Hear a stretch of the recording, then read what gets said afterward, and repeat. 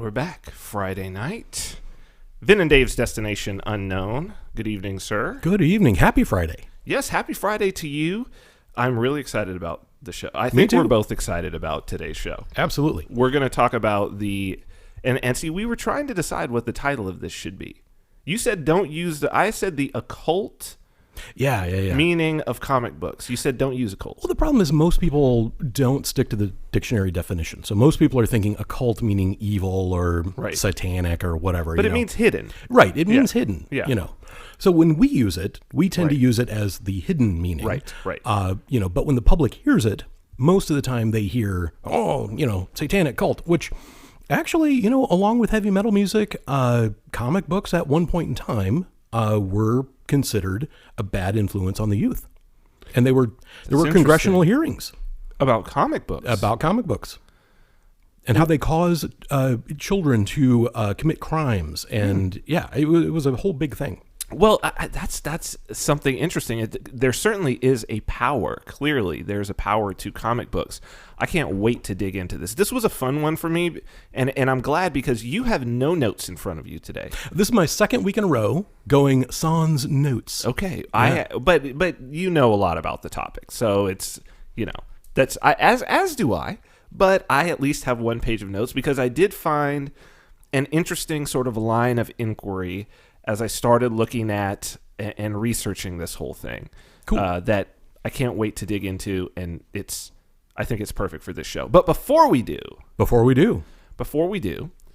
we have two wines this evening. Some people might notice that I have lifted up a white wine to my lips, and people might be like, what in the world? I know. Now, we've completely gone nuts here. Now, this is the second wine from Cinnabar, who she had sent wine last week that was fantastic, the Inglenook Cab. This is a Chardonnay. Tell us about what are we looking at here? Yep, so it's Flowers Camp Meeting Ridge 2015 Chardonnay, and it is pretty delicious, I got to tell you. It's a little too easy to drink. I had told myself that I was going to go slow this evening. That may not happen with this Chardonnay. Then we have a second wine. Now, this is from Laura, and this was via wink.com. This is Diviner. We thought that this was, when we were choosing, she actually did a Wink gift certificate, and we ended up with 4 wines out of that. What is the year on this? This is a 2016, and it is a Santa Barbara County Cabernet Sauvignon, Santa Ynez Valley. Okay. Santa Ynez Valley in Santa Barbara County. County. There we go. So we got a Santa Barbara. So this is a coastal cab. So that's interesting. It's a vision of what's to come. Interesting. So that's awesome. This came from wink.com. It was actually Laura. So we'll have Laura's sponsorship. So thank you, Cinnabar. Thank you, Laura. We have 3 more of really cool wines that came from Wink, courtesy of Laura. And this was what got me to connect with Wink. We are now affiliate partners with them. So that's WINC.com. We're affiliate partners with them. And so what you can do if you want to be a wine sponsor is you can go on to Wink. You can get a gift certificate. And Laura's was enough for 4 bottles of wine. And if it's 4 bottles of wine, free shipping. So they do the shipping. Wink does the shipping. They drop ship it, send it to us, which is awesome. Then awesome. You don't have to worry about it. People have been like, I'm going to get a wine. How do I ship it to you guys? You got to put it in special packaging and the whole 9. No, don't have to do any of that. You buy the gift certificate. You address it to show@vinarmani.com. That's show@vinarmani.com. And it'll send right over. We can choose the wines, and then they will arrive, and we'll put them on the show. And even better than that, so wink.com is they're actually kind of like a wine club where you end up with 4 bottles in a month. And one of the coolest things is when you sign up, they do a little palate test. They give you a little test, and then you are able to, they're going to choose some wines based on, you say, oh, how do you like your food? This salty, that salty. Do you like smoky flavors? Do you like sweet? Do you eat berries a lot? Et cetera, right? And then chocolate, do you like the taste of chocolate? Then it's going to help you choose wine for people who are maybe not wine connoisseurs. And best part of all, if people go to vinarmani.com/wine, it's going to take them right there, and they're going to get $20 off at wink.com. Nice. It's kind of like having your own electronic sommelier.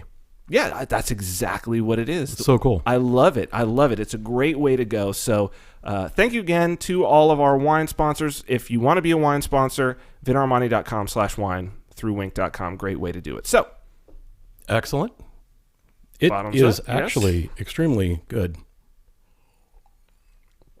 I don't normally drink white wine, but damn, that is good. It's pretty good. It's buttery. It's buttery. Yeah.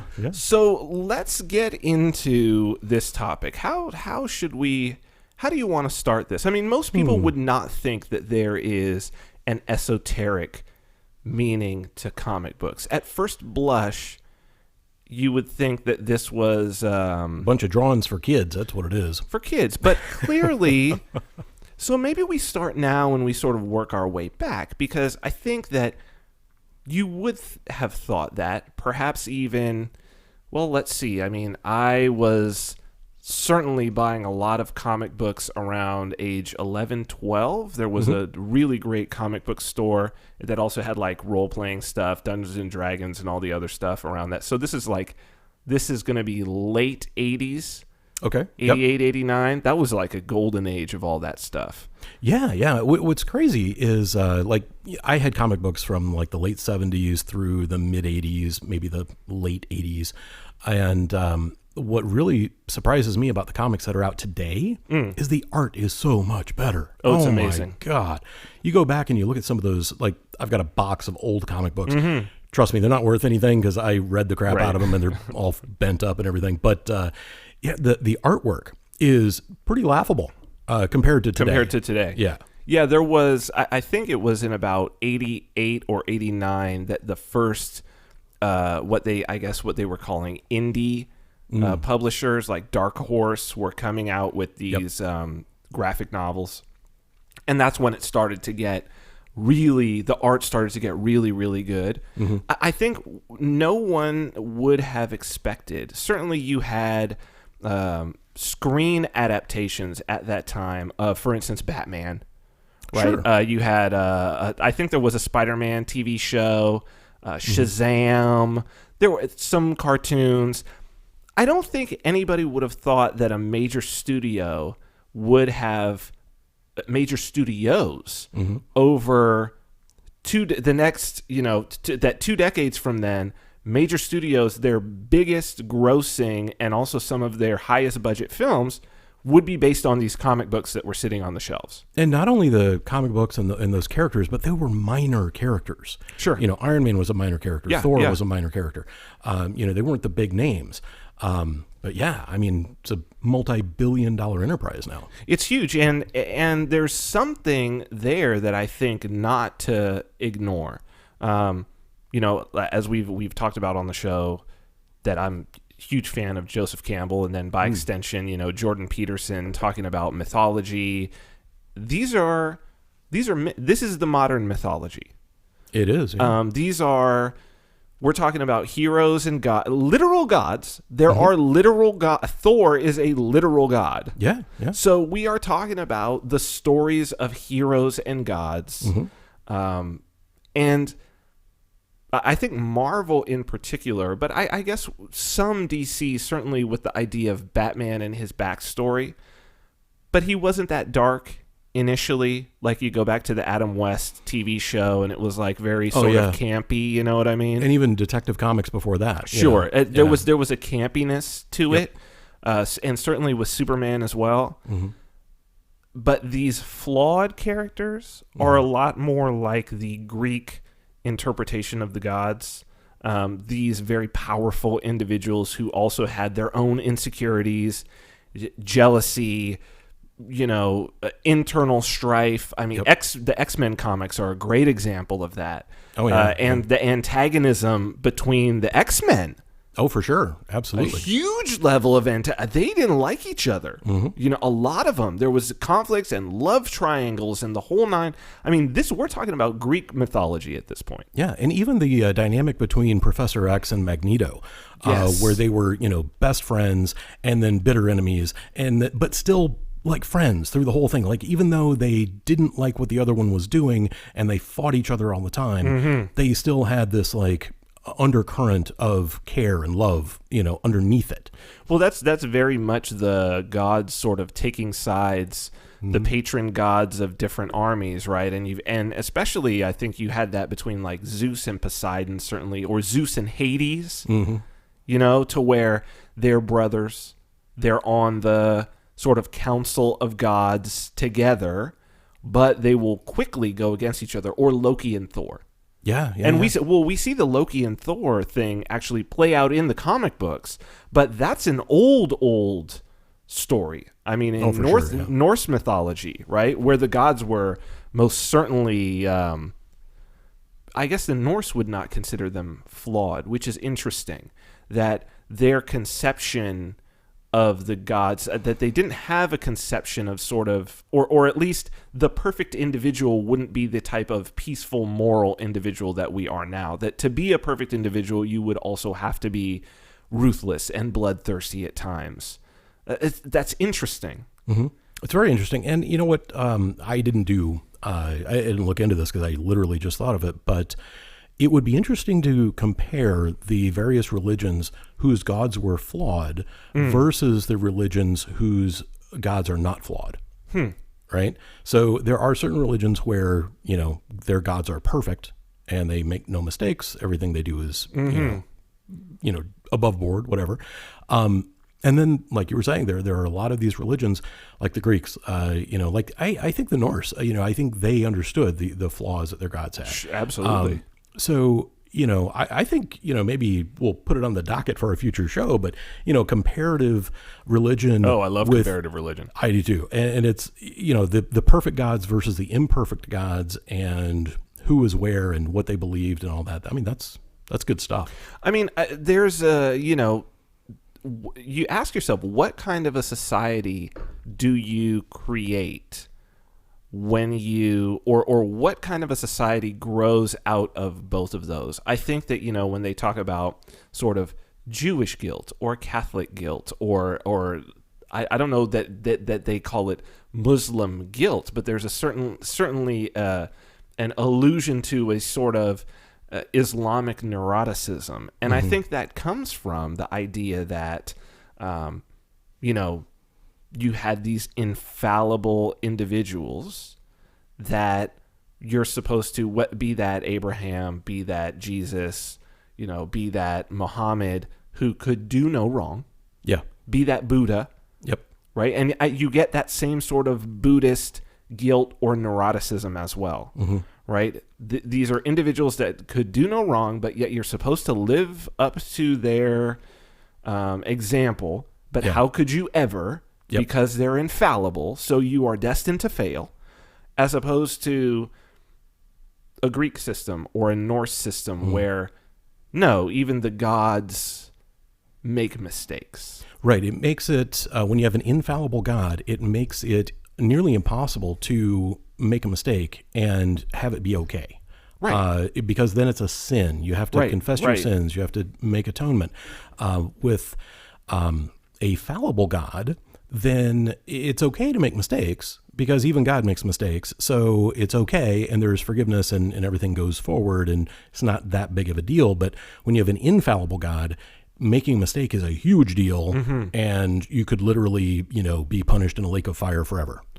And I think that's why Marvel over DC has been so much easier to adapt into these long-running film adaptations, because the Marvel characters are so much more flawed out the box.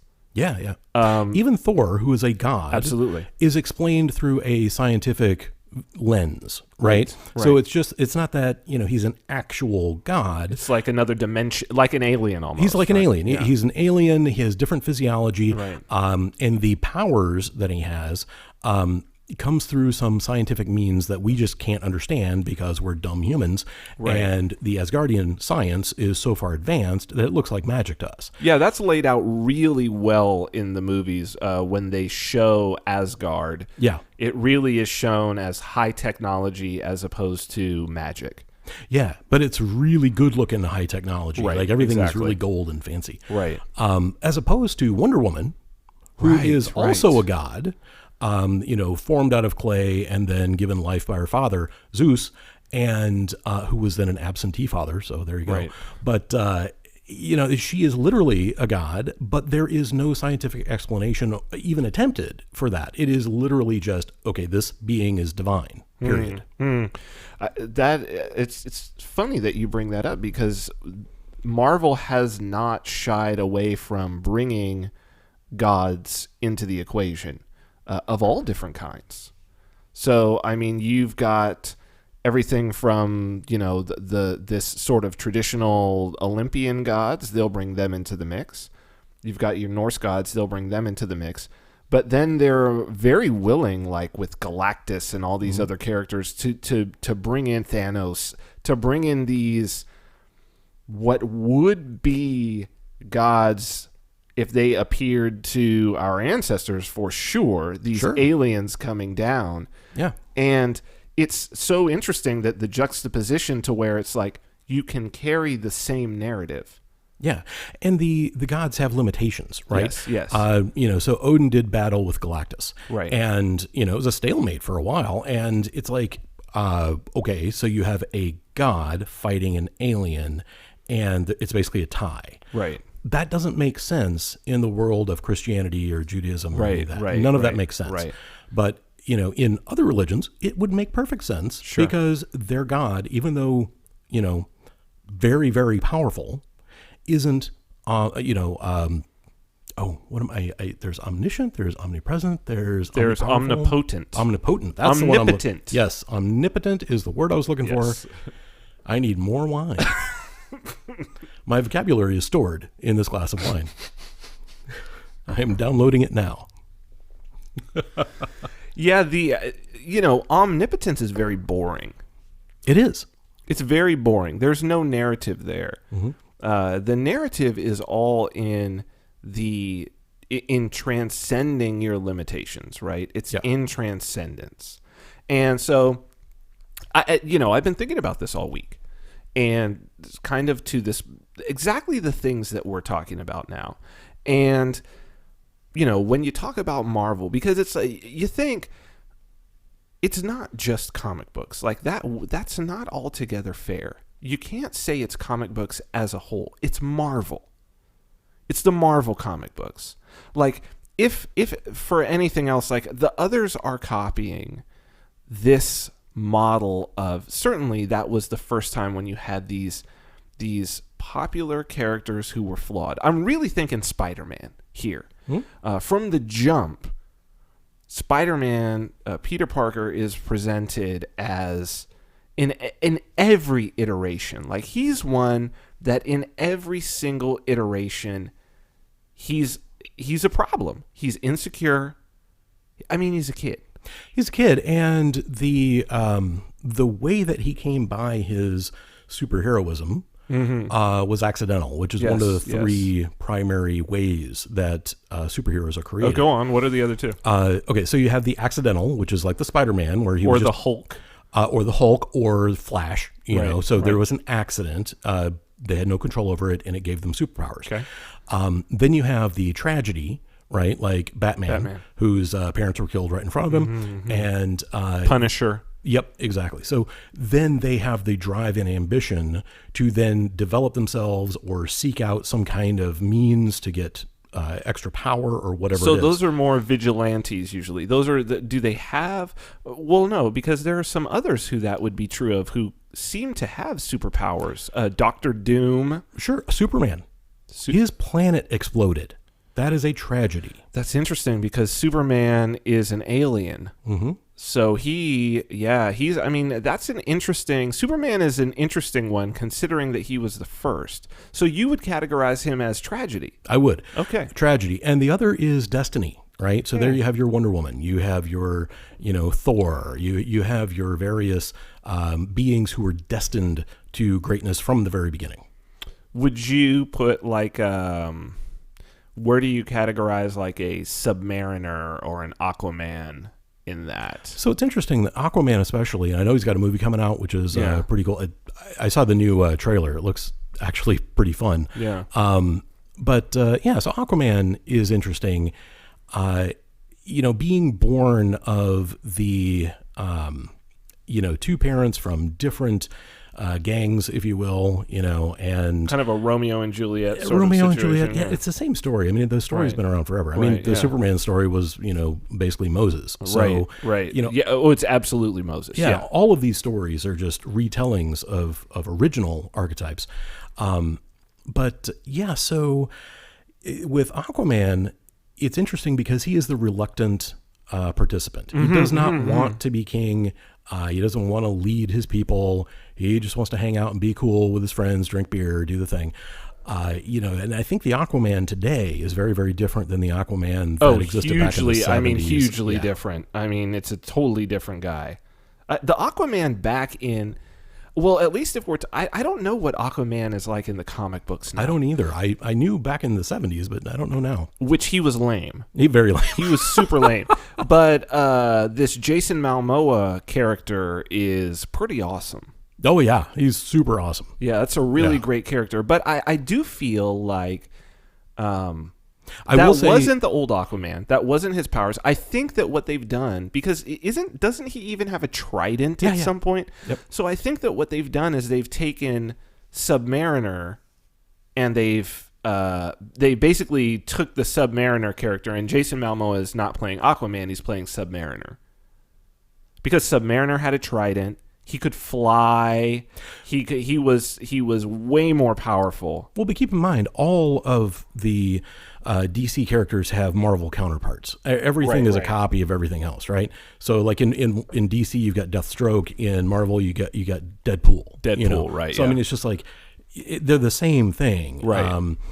So you've got Aquaman, you got Submariner.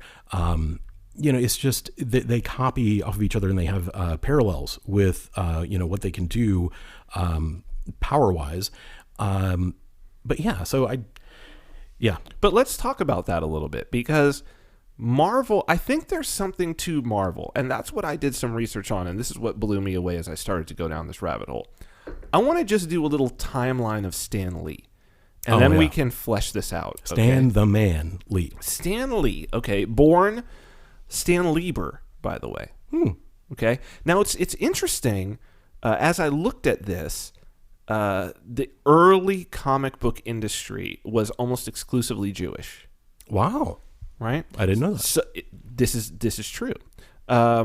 Which, when you said Superman is Moses, I was like, oh, and that was the very first one. And we're talking about creating these new religious archetypes.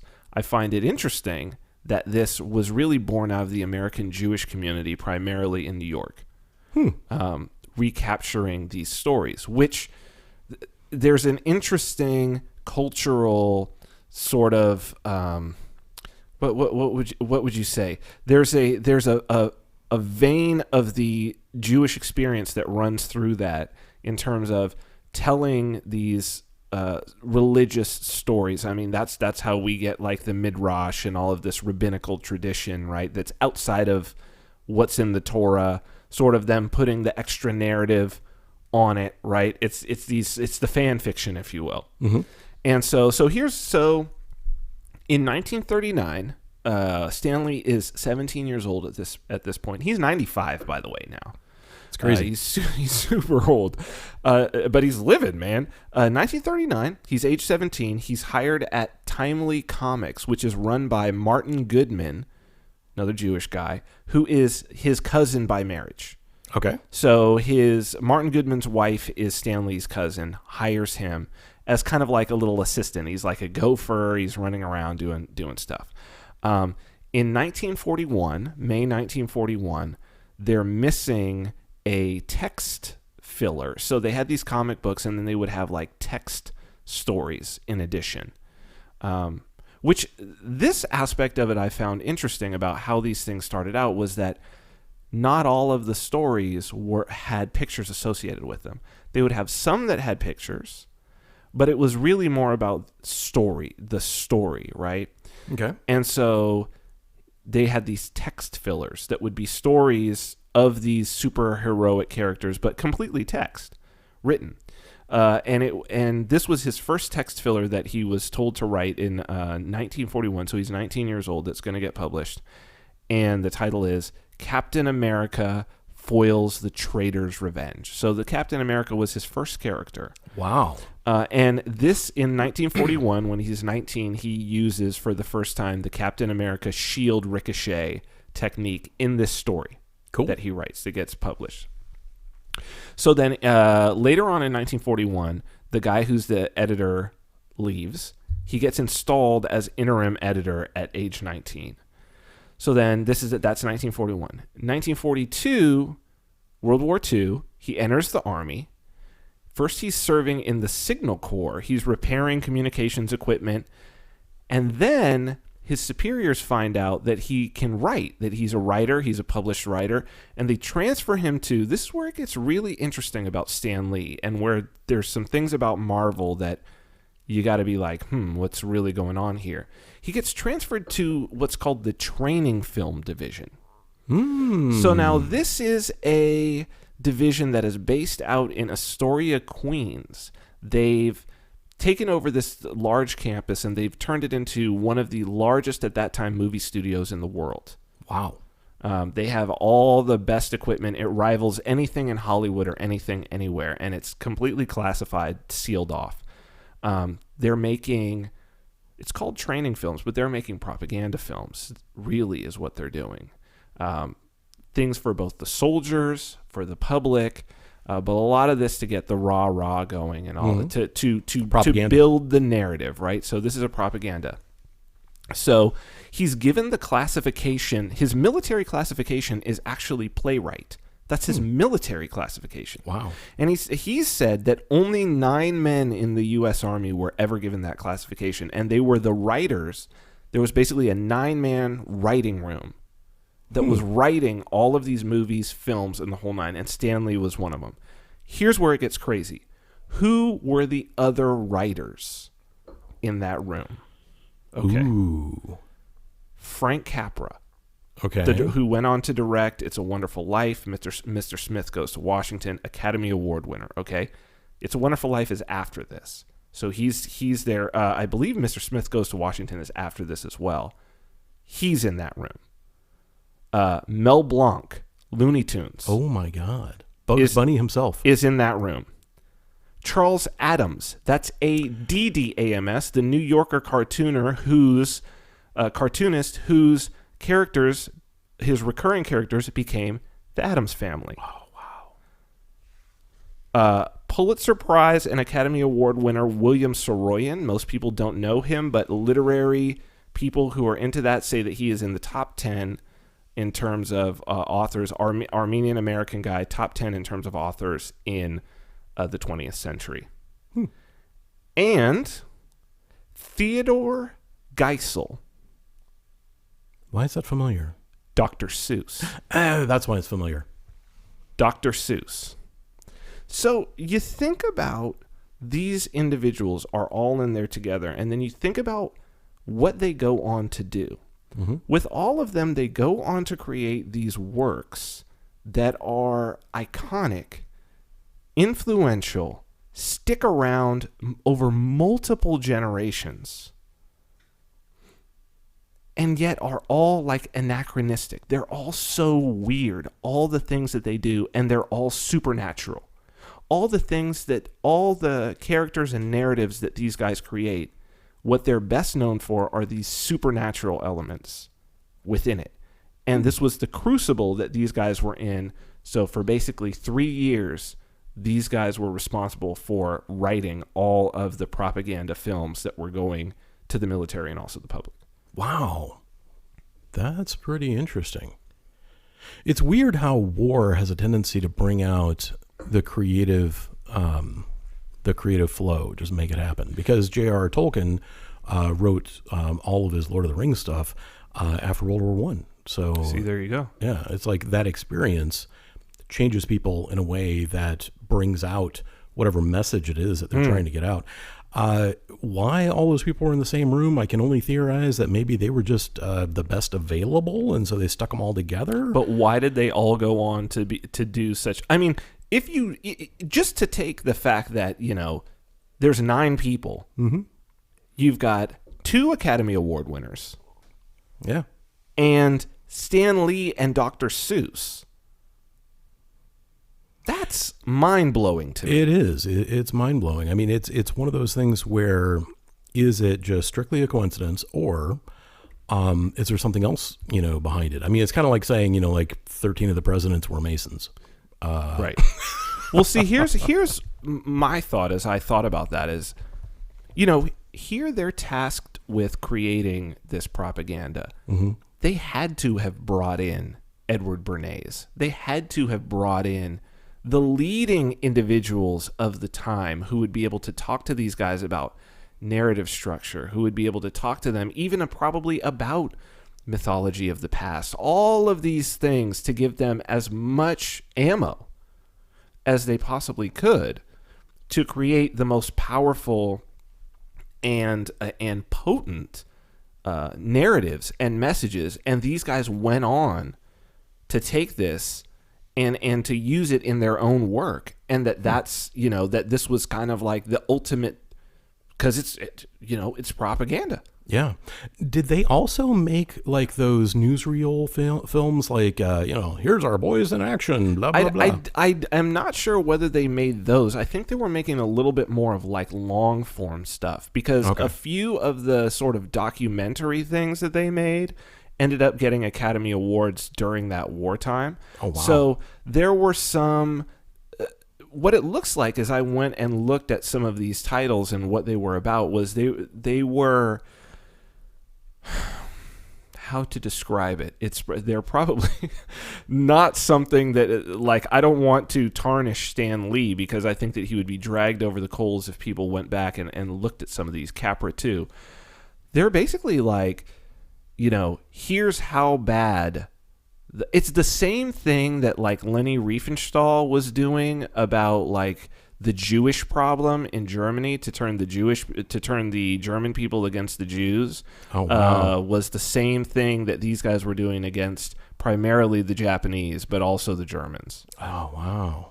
To basically say these films to show to the military guys to basically dehumanize the Japanese so that they wouldn't feel bad about going over there and killing them, or would be ready to do so.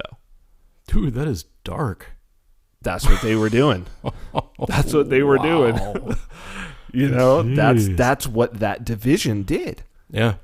And Stan Lee was a part of it. Wow. Yeah. Crazy. Pretty interesting. So he goes back after the war. Mm-hmm. Nothing's really changed in the comic industry. He goes back doing it. Then in the late 1950s, Julius Schwartz, who's the head of DC, another Jewish guy, he creates the Justice League. Oh, okay. Right? It's the first time that they've done a kind of like, we're going to take people from these other comics, we're going to stick them together. He gets some success from that, from this ensemble team cast. There hadn't really been a team before that. Sure. This is the first time he gets some success. Well, a big team. I mean, there'd been like, Batman and Robin. But right. No, not a duo. Like an all-star team. Yeah. Right? Yeah. So Stan, his wife says, you should maybe try that. So Stan is, for the most part with Marvel, he's the writer. So what's interesting about this is there's actually a method called the Marvel method of how Stan worked with the other artists that he worked with, and then this is what happened at Marvel. So basically what would happen is the writer would brainstorm an idea, he'd sit down with the illustrator, they'd hash out the idea, the illustrator would say, okay, I've got it. He'd go, and basically he would draw the story out with no dialogue.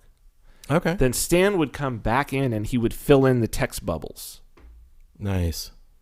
So it gets storyboarded, and then he would fill in the text. So we have text an bubbles. outline, we do a storyboard, and then we fill in the text bubbles, and then all the other art happens. No.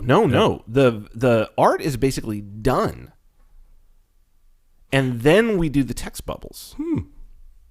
Okay. Cool. Yeah, that's what's so interesting is that the illustrator actually has it's kind of like the basic theme or story, the basic narrative arc of how this is going to break down is laid out by the writer.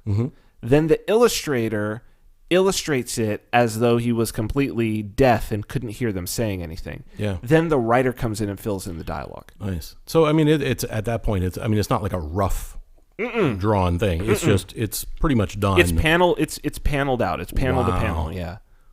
Nice. So that's called the Marvel method. Okay. So this is what he's doing with Jack Kirby, and he does the first characters that he does that are in the new Marvel universe is he does the Fantastic Four, which is important. I want to get back to the Fantastic Four because that's been ringing around in my mind, and it's interesting that they're the first. Yep. Also an accidental type of origin. Accidental origin, but I really want to dig into it because Fantastic Four, alchemy. Oh. Yes, I want to get in. This is where it gets really deep, okay? So first he does Fantastic Four. Okay. Then they do the Hulk. Okay. Also accidental. Yep. By the way, the green is a printer's error, which is Really? accidental in and of itself. Yep. The second issue, the printer got it wrong and did green, and they just left it. What was he the first time? I think he's like just grayish. Oh, weird. Which the Hulk is really Dr. Jekyll and Mr. Hyde. Yeah. Yeah. Right? That's who story. he's doing, right? Yep. Then Thor, Okay. then Iron Man, and then the X-Men. Then with Bill Everett, he did Daredevil, who's an interesting one. He's tragedy. Really is he tragedy? Yeah, because so his father died and he got blinded in the same car crash. Right? Yeah, so Yep. I think that was that origin. But yeah. And then with Steve Ditko, he did Doctor Strange and SpiderMan. Doctor Strange is Destiny? I'd say tragedy. Tragedy, okay. Possibly. Well, so that's the thing about, so going back to Daredevil, it was a combination of accident and tragedy, right? So he had his father die and he got blinded, and it was an accident because, well, but that's not the source of the power, though. I'd say the tragedy was more of his motivation. So I'd go with tragedy on Daredevil. Doctor Strange. I'm going to say Destiny on that. So he was born to it? No, but he went and studied. He did, but what was his motivation to go do that? I don't remember. Yeah. So in the movie, it was a car crash, and he was trying to fix himself. I don't think that's what the book was. I don't think the comic book. The comic book, I don't think that's what it was. Yeah, I don't know. I'd have to look that up. I honestly didn't. I never got into his backstory. I never found him interesting. Like the graphics were cool, but Yeah. the stories weren't. Yeah. Yeah, that's a weird one. Yeah. Spider-Man, though, is, absolutely. Spider-Man is Marvel, really, if you think about it. Well, and his origin is so interesting because he accidentally got his powers from the radioactive spider. Yep. He realized, oh my God, I can do all these things, and he started using them for selfish purposes. That's right. He was like stealing money, and That's right. He was doing like what he thought was cool at the time, and he had the opportunity to stop a crime from happening. Yep. And he didn't on purpose. Yep. He's like, nope, none of my See ya. business. Go ahead. Yep. And then later, what was his uncle that was killed? It was his uncle. Yeah. That was killed by that same criminal that he could have stopped earlier. Uncle Owen, right? Uncle Owen and Aunt May. Is that right? I don't know. Aunt May for sure. Yeah. I think it's Uncle Owen. Yeah. But I mean, that story just kind of tears your heart out. You could have stopped the guy, and you chose not to on purpose. Well, it's all so at that point it's all guilt, right? So you see that Spider-Man's entire motivation for continuing is guilt. Well, and you realize He's very reluctant Well, especially at first, right? So at first he was very reluctant, and then once he realized that with great power comes great responsibility, then suddenly he's all about it. He's like, I'm gonna fight crime. I'm gonna do all this stuff, So here's another thing that's interesting, and we'll talk about maybe we could talk about Fantastic Four now. Okay. Yeah, let's talk about Fantastic Four, because Fantastic Four being the first, as I started thinking about this, and I started thinking about the esoteric nature of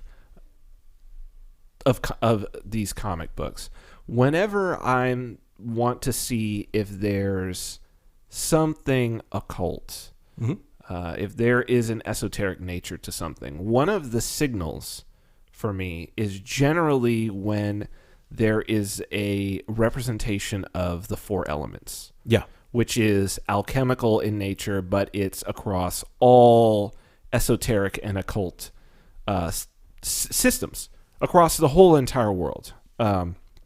Sometimes there's four elements. Sometimes there's the unacknowledged fifth element. In Japanese esoterica, they lay it out as the void. But sometimes it's also consciousness or something like that. So, of course, the four elements being air, water, earth, and fire, right? Yes. Which are the alchemical, and that the metamorphosis is, and so this is like in the Kabbalistic tradition, the Jewish esoterica, but also in the alchemical tradition, there is the ascension. And you ascend from earth, which is at your base.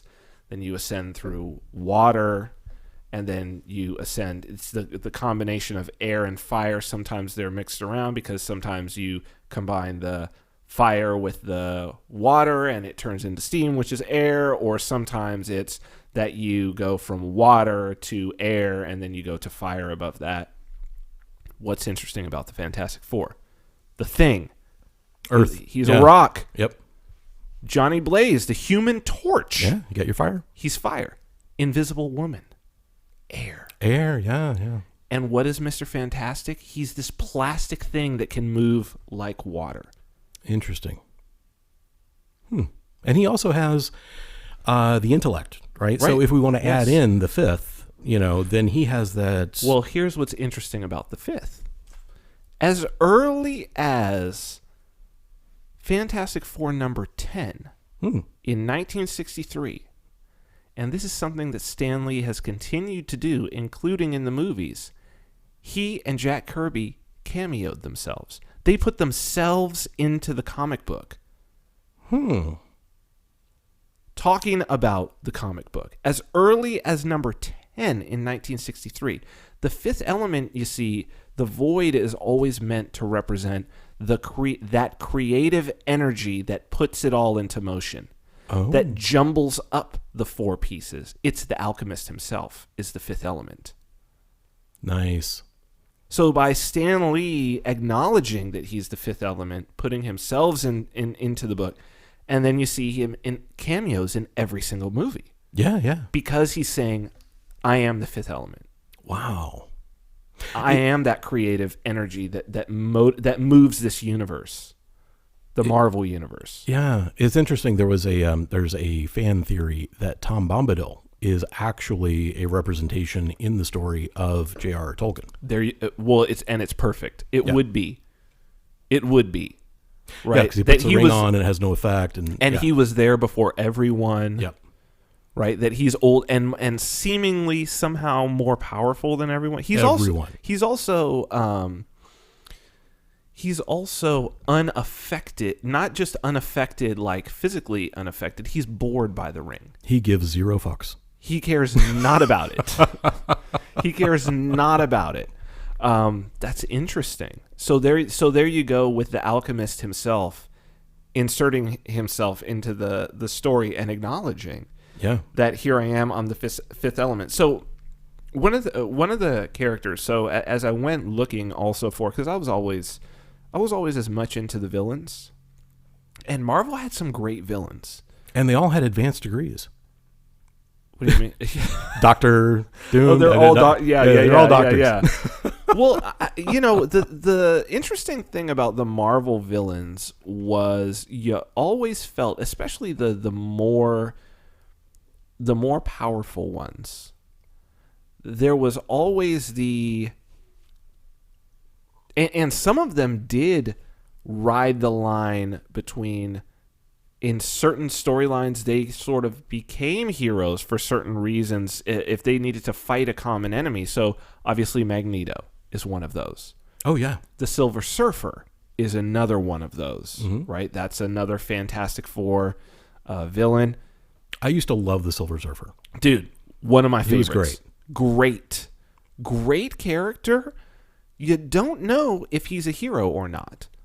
He's a cursed being is what he is. He's a cursed being. I had the impression that he was a person of good character who was then enslaved and made to do bad things by Galactus. I guess that's fair. Yeah. Interesting character. Great character. Yeah. Great character. Someone who I like, Dr. Doom. Oh, love that guy. Who actually became the third Iron Man. I didn't know that. Victor Von Doom was the third Iron Man. And what was it? The Earth 618, or I don't know. There was a one of the many series of comic books that come out, and they kind of do their own parallel universe, alternate history kind of thing. One of them, one of those stories, the only possible way to get a happy ending for all of humanity was for Dr. Doom to actually become kind of a benevolent dictator and rule the earth. Well, what's interesting, so he's from Latvia? It's not Latvia. It's not Latvia. But it's something. Latvenia, maybe. Latvenia? Something like that. But he's the dictator. Yeah. But he seems to be a pretty good leader for his people. Yeah, his people don't mind. No, they like him there. Yeah, it's not like Castro, No. His people actually like him. They like him. So here's what was interesting as I looked at this. He first appears in Fantastic Four #5. That's July 1962. He's one of the earliest villains. So this is what it says in Wikipedia. I took it straight because it was pretty interesting. So it says Jack Kirby modeled Doom after Death, with the armor standing in for that character's skeleton. Quote, "It was the reason for the armor and the hood. Death is connected with armor and the inhuman-like steel. Death is something without mercy, and human flesh contains that mercy," unquote. Kirby further described Doom as being paranoid, wrecked by his twisted face and wanting the whole world to be like him. Kirby went on to say that although, quote, "Doom is an evil person, but he's not always been evil. He was respected, but through a flaw in his own character, he was a perfectionist," unquote. At one point in the 70s, this is so interesting, Kirby drew his interpretation of what Doom would look like under the mask, giving Doom only a tiny scar on his cheek. Due to this slight imperfection, Doom hides his face not from the world, but from himself. To Kirby, this is the motivation for Doom's vengeance against the world, because others, this is so crazy, because others are superior due to his slight scar. Doom wants to elevate himself above them. So he's the embodiment of insecurity and the embodiment of death. That it's like insecurity is death. Wow. So he's the Nick Hawk of the Marvel. I didn't want to say it, but you said. But what I found so interesting in light of our last conversation of talking about, because I've said that same thing about this dude who covered his whole body in tattoos, that he's like, death is connected with armor and inhuman-like steel. Yeah. And that because it's the covering up. It's the covering up of a single flaw that literally nobody else would care about. Would care or notice. Right. Right? I mean, you keep saying you have this scar on your forehead, but it is not there. Literally not there. Well, to me, I'm not self-conscious about it. No. I'm teasing you. No, but I mean, to that point, yeah. It's to say that, this insecurity turn this individual, who, by the way, is as high on the social hierarchy as one could possibly be. He's the ruler of a country. Not only that, but he's a super genius. He's said to be the smartest person in the Marvel universe. Yeah. He also has magical abilities like Doctor Strange. Yes, he has Doctor Strange's magic. He has the ability of, like Tony Stark, to build all kinds of amazing things into his suit. And he does. So he literally has more power and more intelligence and more ability than anybody else. Yes. But he's so insecure that he hides it all. And you think to yourself, this is such an advanced sort of character study you wouldn't expect this in a medium of comic books. But then I sort of had pause as I was thinking about this, because it's like, are these genres, and I would say you have let's go, if we take it back, at that time we're talking about comic books and we're talking about science fiction. These are both pulp. They're both pulp, but they're also incredibly free in terms of the freedom that individuals have to experiment with the narrative structure. And you get your Heinleins and your Asimovs, and you also get your Stan Lees out of this same period of time. And you also get a bunch of junk, because you get a ton of junk. Right. So for every, shining star, you had 100 junk things out there. But and pulp, from the very low quality of paper that was used to print these things. Yes. So Pulp Fiction, also a great movie, but fantastic movie. That was literally this genre of literature. Yes. At the time. I was thinking that today, and going back to our last conversation, and then we probably have to do a show about secondarily, but I would say, and I've thought about this for a long time, that in both of those scenarios, with the science fiction and with the comic books, I think you had these new mythological narratives. I really do. A new mythology. A lot of people say that Robert Heinlein is the reason, especially among the early libertarians, that they became libertarian. Really? The Moon is a Harsh Mistress is all about a libertarian uprising on the moon against the people on Terra. And a lot of the early libertarians in the late 70s, early 80s were like, Heinlein and Ayn Rand. Ayn Rand turned me into a libertarian. And when were these were written? In the 60s? 50s and 60s. Yeah. So the 60s, if you look back at the political climate of the day, like what we would call a liberal at that time was very much a libertarian today. Sure. Liberalism then, became progressivism, and it's pretty much which socialism, is socialism, at this point. right? Yeah. The liberal of the 60s is the libertarian of today. Right. The, Marxist socialist of the socialist 60s of the 60s is the liberal of today. Yeah. Right. And so I totally get how somebody who was involved in the culture, and especially the counterculture, because the counterculture was very much, anti. If you look back at the, World War II, Captain America was very libertarian, in his beliefs and his anti-war stance. And he was the hero of the country, but he was fighting for freedom. Right. He didn't want, government oversight. In fact, the entire Civil War series of comic books is all about Captain America saying, screw you, government. You're doing the wrong thing. I'm not going to stand for it. That's where he had the speech about where, if you're doing what you believe is right, you have to plant yourself like a tree beside the river of truth and say, no, you move. One of the baddest fucking lines in the fucking universe. Right. Yes. So, that spirit of... he's the spirit of America. He is. That's the whole idea of Captain America, is that he's not the spirit of the government. No. He's the spirit of America. There's a big difference there. Huge. Yeah. I would say they're diametrically opposed. In most cases. Yeah. Yes, in most cases.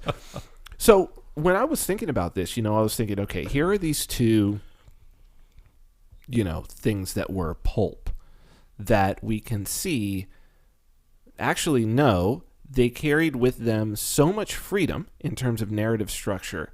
And I would say there's something about being considered low class that it's not just the freedom, but it's also the lack of scrutiny from the overall culture that allows you to do some pretty provocative things with your narrative, and no one's paying attention. Well, your audience is paying attention, but the establishment is not paying attention. Right. And the two things that I see that I think they've already emerged at this point, I believe, in terms of we will see in the next 10 years that we'll be able to look back and say these two media had this same effect is professional wrestling. Yeah. And reality TV. Yeah. We already have a reality TV president. We do. And I think that there's and the Kardashians are by far the cultural bellwether. No doubt about it. I gotta watch that show, I guess. Don't it's the thing is with them, it's not about the show per se, Keeping Up with the Kardashians. It's about the show writ large. They've already taken it meta, right? They're living a reality show because they've managed to completely grab the tabloid press, such that every move that they make, and including the surrounding individuals like Kanye, every move that they make is part of the show. It's an ongoing show that is played out in the media. Right. And, I mean, who's to say that Kim and Kanye aren't part of the show? No, they are. No, but what I'm saying is, like, the entire, like the reason that these two beings came together is just strictly for storytelling purposes. Oh, of course it is. Now, they may think they're in love, and they may, actually be. No, I don't think they do. I think that Kanye is well aware. I think he's at least partially conscious. I think Kim is fully conscious on almost a cynical level. I think you would have to be at this point. Yeah. I think Chloe is as well. Probably all the sisters, and certainly the mom is as well. Yeah, they're fully conscious of what they're doing. They're fully conscious of how they're crafting narrative. Yeah. And they're spectacular at it at this point. And to think that we're not either going to get a president that at some point that has emerged from out of the Kardashian milieu, which then in retrospect, because you think as this goes on, right? Let's let it go on. We've got another generation of Kardashians still to come. Sure. Like, there comes a certain point where you're the Kennedys now. Right? To where people forget, or they look back and it's like, that Keeping Up with the Kardashians reality show is like something in the past. That's just how they made their money, like Joe Kennedy running rum from the Caribbean. Yeah. Right? That's just happens to be how they made their money, but they're established now. Everybody knows them in the culture. The same thing with professional wrestling, that it's like, I think it's imminently likely that if Dwayne Johnson decides that he is going to run for president, that he will win. I don't see any way that anyone could possibly beat The Rock. He is completely loved by everyone. There's no one in this country that doesn't love, and he checks off every single box. Every box. Yep. Multicultural, super charismatic, like great to everyone. I don't think it would be hard to go and find some scandal associated with The Rock. Ridiculously well connected. So he was already a speaker at the RNC a few years ago. There you go. He knows Donald Trump. Vince McMahon knows Donald Trump. Vince. Well, dude, Donald Trump was in. He was on several. This is another thing. So I hadn't even thought of that. We have a reality show president. We also have a president who's actually been in a professional wrestling ring. Yeah. On I believe it was WWF at the time. Yeah. Hair versus hair stipulation. Who actually. So we have a professional wrestling president. Yeah. And a reality TV president. Yep. But those two things were pulp. They had been considered pulp in the same way that science fiction, which is now taken very seriously. Very seriously. And comics, which are taken very $1 billion Comic-Con? Yeah. Come on, dude. Yeah. That's not a joke. That's No. as big as a CES or a NAB, the National Association of Broadcasters. We have one here in Any New of Hampshire. I mean, they're all over the country, but we have one here in New Hampshire. I've been a few times. I dress up. I do the thing. I gotta love see going. that. I gotta see that. I went as Jane one year. Jane Cobb. The T-shirt that I actually wore on the last episode was a Jane Cobb T-shirt. Amazing. Yeah. I love it. I love it. So kind of an inside joke for any of our viewers that may have noticed. It's good. So, this to me, it's a harbinger when we look back on these comic books. And I've been thinking all week and trying to sort of flesh out, what is that? Like, what is that phenomenon where you get that sort of space? And I feel like, was Judaism that? Was Islam kind of the pulp of the time? Was Christianity the pulp religion of the time? Not that many people followed it. It's kind of like, off to the side. Like, what is this? We can denigrate it all we want. Like you say, they took the comics people, like they were like, oh, what is this comic stuff? I think right now, Bitcoin and cryptocurrency totally embody that. If you look at where it is, I saw today on CNBC, they were interviewing the head of, the head of customer relations for TD Ameritrade, who's like, oh yeah, we're going to start doing, offering Bitcoin futures to our retail TD Ameritrade customers. No way. Q2, second quarter of 2019. And I was like, 10 years. Yeah. 10 years from what? Wow. And we're here at this point now? Yeah. Like it's mainstream to like, yeah, this is a legit financial instrument. Wow. That's almost inconceivable. It would have been inconceivable like 2 years ago. Yeah. But we're here, and I think that part of it is because there's the space. When you're the outsider, when you're the sort of weird pulp, this is not worth the damn, you get so much latitude because of the lack of scrutiny. And the thing is, things get better when there is an alternative to the mainstream version of whatever it is. Even the pulp has its own mainstream. Mm-hmm, mm-hmm. So if we talk about wrestling for a second, right? Go ahead. So WWE, WWF, back in the day, was the mainstream. They were the high class, pulp of the day. But there were still indie wrestling. WCW, ECW. Well, so WCW actually was an interesting phenomenon because it was very, very well funded.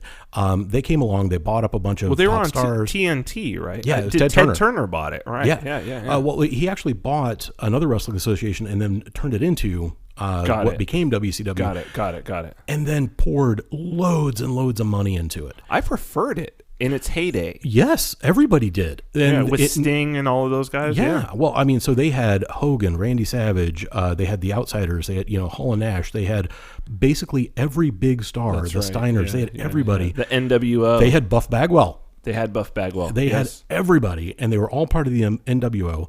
And that was kind of the downfall because you can't have like an outsider group when 90% of the company belongs to that outside group, then they become the inside. Yeah, this is something about orthodoxy, isn't it?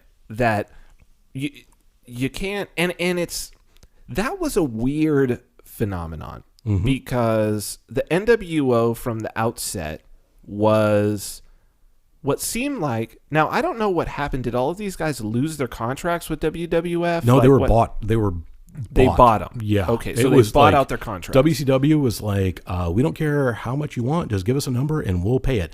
And Scott Hall was the first Razor one. Razor Ramon. Yeah. That guy was awesome. Love that guy. So good. So good. I mean, for a big guy, the dude is like 6'7", and probably 250 pounds. And then what was the other guy who came out of there who in WWF was known as the 1-2-3 Kid? Oh, Sean Waltman. Sean Waltman, yes. Yeah, so the 1-2-3 Kid, X-Pac. Yep, yeah. Yep. Okay. Yeah. So it's so funny because X-Pac and Shawn Michaels, because they were all the Clique, right? All those guys were together as the Clique. Yep. And you had Big Daddy Cool Diesel, Kevin Nash.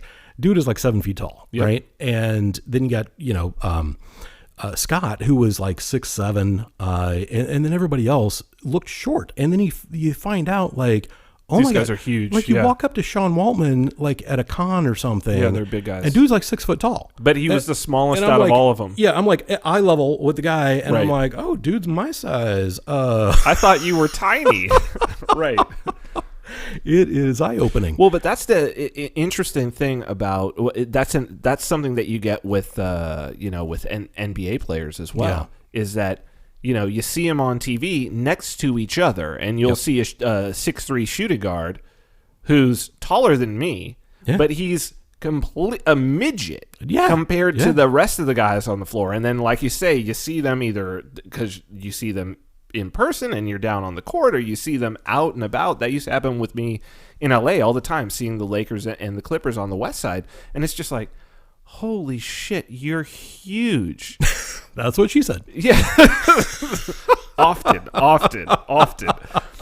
No, there's something to, this idea of these larger than life individuals. Yes. And I've thought this about reality TV. It's interesting because I had this sort of revelation about, it's not, I think with science fiction and even with the comic books, that we were dealing with the stories of, I think primarily we're dealing with the stories of gods.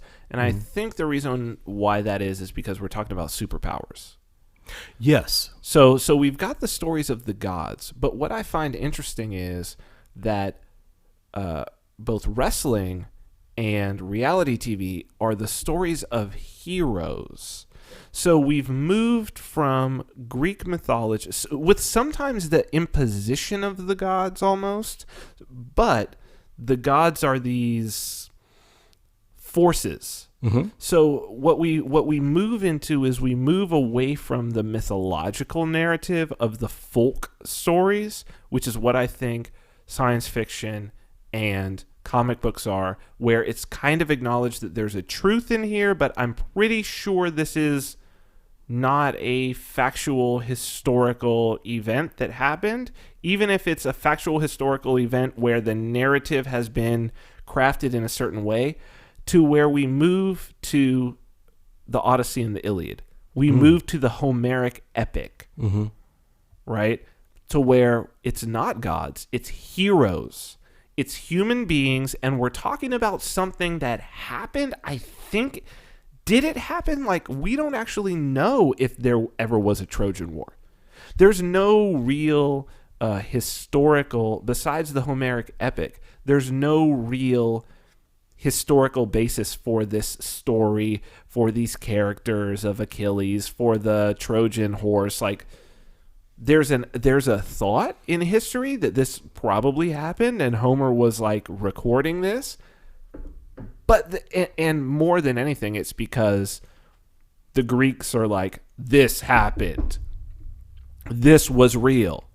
But I feel like that's reality TV, that's professional wrestling. That it's that people are like, wrestling is fake, and it could be the same people who are like, the Homeric epic is fake, and it's like, wait, but no, I think... Dude, the Kardashians are fake. Right. Oh. But I think, that reality TV, it's scripted, but it's like, but you're missing something. They're here. missing the whole point. You're missing something because, I'll tell you what's not fake. The Kardashians' impact on the culture is not fake. Yeah. The impact of The Rock and Steve Austin and Hulk Hogan, and go down the line. Yeah. That impact is not fake. And that impact is due to the narratives and the storyline. It's directly due to the narratives and the storylines that appeared on the screen. Absolutely. That's not fake. The impact is not fake. like I'm talking about, I'm sure everybody listening is like, well, yeah, if The Rock ran, I'd vote for him. Yeah, or at least they would acknowledge, if they don't vote, like I don't vote, they would say he would win.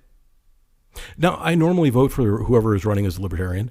So he won't be running as a libertarian. I know. I'd assume he'd run as a Republican, which would fuck a lot of people up. Sure, but they would still vote for him. Absolutely. And which is my point. Like I've pulled the lever for Gary Johnson. I've done that, and I'm like, you know what?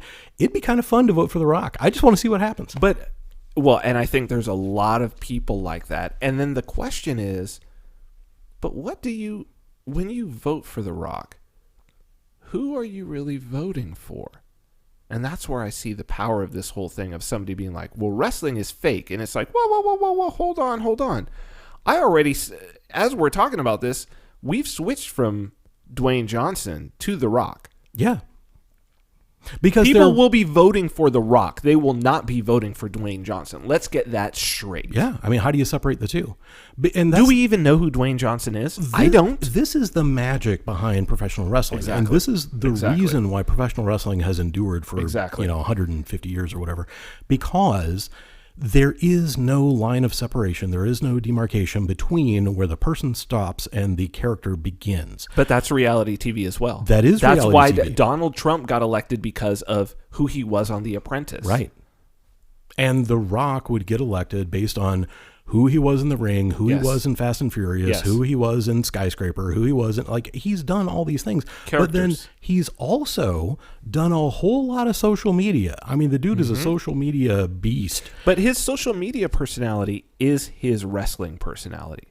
Kind of. It's an older and more mature version of who The Rock was. It's like a calmed down and way more positive and motivational version of his in-the-ring character. He's motivational. He's charitable. Yep. He does all these events. He meets little kids. He does the hospital visit thing. He'll send shots from, himself being on a movie set or whatever. And then he'll also send the, 15 pancakes that he had on cheat day. Right. Because he's The Rock and he can do that and still have, giant arms. And that is... It's kind of the Schwarzenegger thing. It is Schwarzenegger. So you've got this... Well, but Schwarzenegger was that as well. Right. Super charismatic. Larger-than-life character. Than life. People were voting for... Honestly, when that election happened, and he knew it, and he capitalized on it. He did the catchphrases. He did the whole thing. Yeah. They were voting for Conan, and they were voting for the good Terminator. Yeah. That's who they were voting for.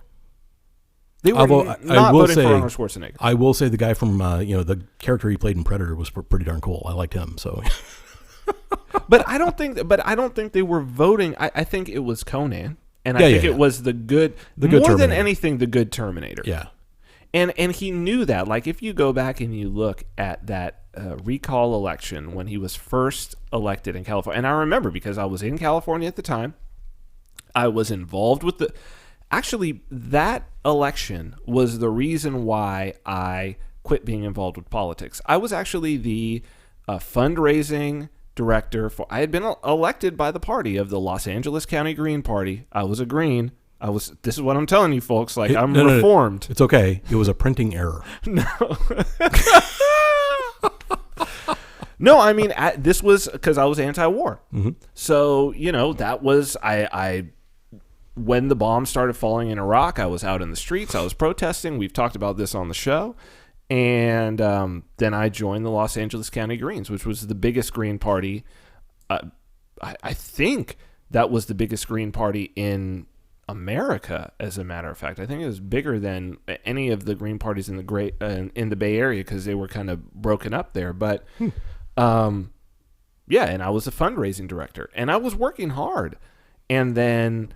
this recall election happened, and, there was the Democrat, Gray Davis, and then there was Arnold Schwarzenegger, and, I was on the left at that time, and the Green Party decided that they were going to run Peter Camejo, this dude, and I was like, you understand what that means, right? Like, you understand that means we're going to have Arnold Schwarzenegger as the governor. We need to, the energy on the left needs to go to keeping the Democrat there. And they were like, no, Peter Cameo can win. And I was like, I am not raising funds for this party. I resign. Wow. Whatever they were smoking, we should get some of that. It's the Green Party. It's the Green Party. So they were smoking. There was a lot of smoking. Yeah. But I was idealistic. I was idealistic at the time. That was a long time ago. I think I was in my early 20s at the time. So no, I definitely was mid 20s. I maybe shouldn't have been so damn idealistic. No, early 20s. Early 20s. I was still in my early 20s. So yeah, it was. I mean, it's interesting that these, and I mean, that's what I've been thinking about and exploring in my mind, is the idea that being the outsider, the freedom that being the outsider gives you. And I wonder, because it is, at what point does wrestling become orthodoxy? Like, is it already orthodoxy? Oh, it has been for a long time. So WWE is the orthodoxy, right? So that's where the money is. That's where the professional production is. And it has been for many years. So what you would see, if we leave WCW to the side as a special case because it was funded by a billionaire and they had tons of money, let's look at the independents that didn't have that much money. And there's a lot of them. Yeah, there's a ton of them, but one in particular really made a stink, and that was ECW. Yeah.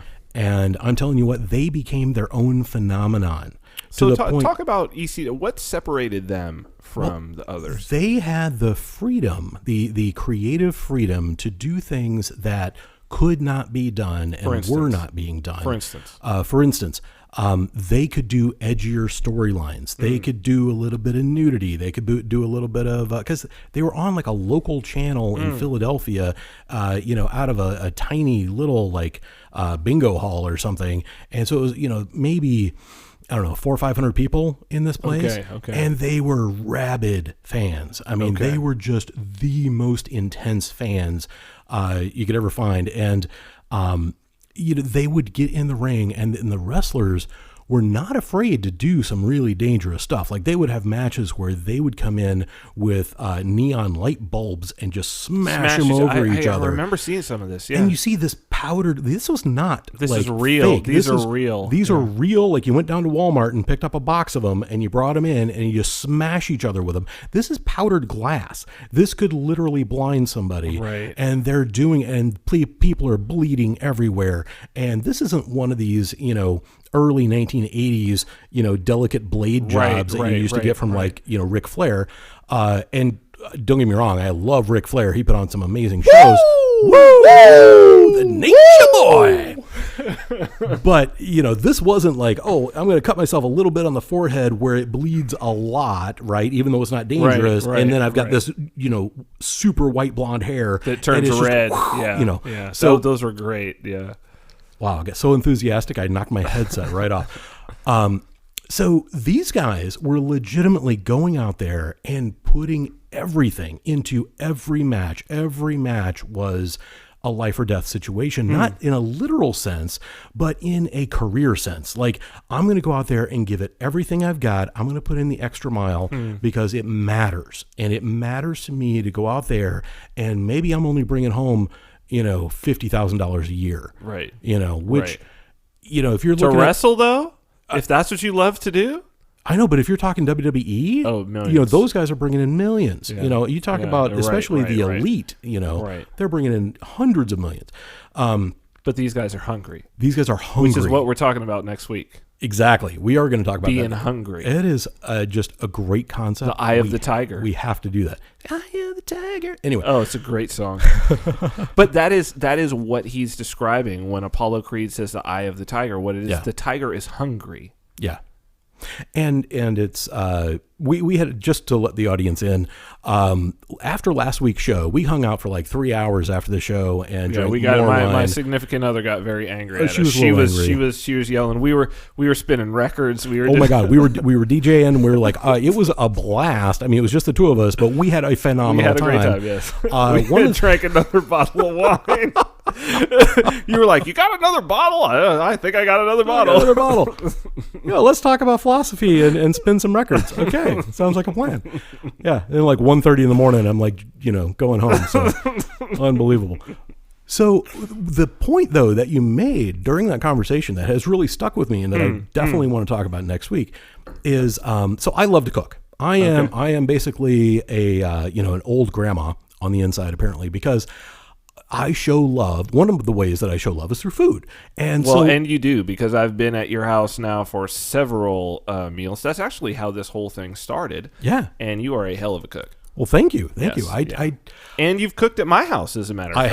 I have. For my birthday, you grilled up for the whole party. The whole party. Banging. And I love that, right? Yeah. Like, to me, that's like an honor and a privilege. And like, I get to cook for people, which is me saying, here, take some of how I love you. And you take some of how I love you. And you take some of how I love you. I like that. And that's, I like that. That's what I do, And so I put a lot of effort and a lot of love and a lot of research, of course, into my cooking. And, so then when I have friends over, I will lay out a spread that's like, Yes, you do. Oh my God, Yes, you do. We invited 10 people and we have food for 40. Right. Yes. So everybody's like sitting around, we all make our plates. And Vin comes to the table and he's got like this, like delicate little French looking plate of food. and I'm like, everything okay, man? You all right? And he's like, yeah, I just don't eat very much. And I'm like, huh. So I filed that away. And then after last week's show, I'm like, so the deal with not eating a lot, is that just because, you're like super fit, or do you just not have room for food behind all those muscles in your stomach? So what is it, the reason why you don't eat a lot? And he said, no, I just prefer to retain a bit of hunger. And I'm like, oh, well, I've tried like fasting. He's like, no, that's starvation. That's different. Yeah, you don't want to be starving. Right. And I'm like, oh, wait, this is like making sense to me now. And so then we got into this discussion about, what are the reasons that people will actually follow like a stoic lifestyle where they don't overeat? So they're not gluttonous, they're not lustful, they're not doing all the 7 deadly sins. Right. They're basically establishing control over themselves. And when you are living in a society where resources are essentially unlimited, how do you maintain any form of self-control? It's hard. It is hard. It's very difficult. And we should talk about that, like the whole thing next week. Yes, because we will. I have thought about this a lot, and I've actually started like doing some different things in my life because of that 5-minute conversation we had. I've been... Yeah, it's going to be a good conversation. That's a great conversation, I think, for us to have next time. And it's an interesting conversation because I think that there's always, related to this conversation, there's always the thesis and the antithesis, right? Mm-hmm. And I think that one of the things, as we talk about professional wrestling and as we talk about reality TV, there has been in our culture a desire for Rene Girard has this great book. Do I have it up there?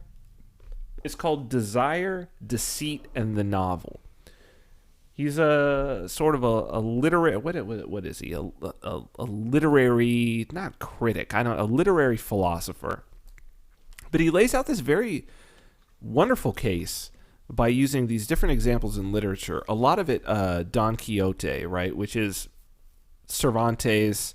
I think it's from like 1300. It's very old. Yes. It's super old. It's like one of the oldest still read kind of novels. I think the oldest one is the oldest novel is Satyricon. I forget who the author of that is. It's from ancient Greece, but this is an old one, right? Mm-hmm. And basically his thesis in that is that we don't spontaneously generate our desires. Oh, Those things that we want. Right. We get them from other people. But which seems self-evident, right? Like, of course you don't want the new iPhone because there's some intrinsic desire for an iPhone that's built into human beings. You want the new iPhone because everybody else wants the new iPhone. That's why you want the new iPhone. Yeah, I mean, if I were really making the decision for myself, I'd have the Steve Rogers Captain America flip phone, and I'd be good. So but what he says that's so interesting is that is self-evident. And if that was his whole thesis, it would be a boring book. But it's called Desire, Deceit, and the Novel. Because what he says is that immediately upon getting the desire, so first you have a sort of an ideal, right? And then, so let's say this is the Kardashians, or let's say this is The Rock, or let's say this is whoever because I do feel like professional wrestling and reality TV in many ways are the male and female Oh, I like that. That's aspects really of the same good. thing. Of who is the ideal male. So young men are looking to wrestling, and young women are looking to reality TV. And there is this whole like women's wrestling evolution, revolution, whatever you want to call it. Yes. That's coming along where it's no longer divas. They're no longer wrestling around in bikinis and stuff. No, these They're are bad real. bitches. Yeah, these are real wrestlers. This is like, Ronda Rousey and What's Shayna Baszler. what's interesting about that, as sort of now, I won't say lifelong, but certainly my entire adult life being involved in sort of the fitness scene and bodybuilding, and this was something that I saw evolving probably 5 to 6 years ago when I saw a lot of women coming in. And initially it was women in their 30s, usually mid 30s, who would come in, get involved in fitness, and then go on to do fitness competitions and all of that. And the early first adopters were a lot of them women who had already done like beauty pageants in their sort of, and then were like, I'm too old for these pageants, but I can do fitness now, and I can do this until I'm damn near 50, you know what I mean? And and then there's a seniors division. right. I mean, yeah. And now there's younger women that are getting, it's not like, I'm going to ride out my femininity to the point where that starts to fall off a little bit, and then I'm going to do the fitness thing and still get this. Now They're starting in fitness, right? And I think that it's like what it really is it's this sort of masculine to feminine spectrum, right? Well, that some men are a little more on the feminine side, and some women are a little more on the masculine side, and those women would be more attracted to wrestling. And I think that they realized, hey, we've got a demographic of women who would love to see. First off, men love to see women in very little clothing, period. So that's going to work with young men anyway, and fans of wrestling. But to be fair, they do wear more clothing now than they used to. Sure.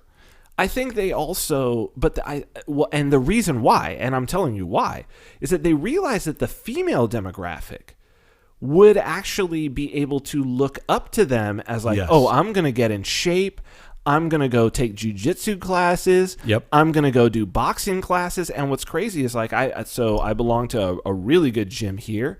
And it's interesting for me to see how many women, there's one trainer there. He must be like a former military dude, pretty big, bald head, personal trainer, but he also does classes, and he's constantly training these women, either bag work, kickboxing, the whole nine. And I'm like, the number of women that want to do fighting, the number of women that want to do this sort of training, like I say, I've been in this my whole life. This has not been something that women have been attracted to, but these are the types of things that have opened it up. And it's hard to know whether they created that in the culture or whether they were following. I think they were leading.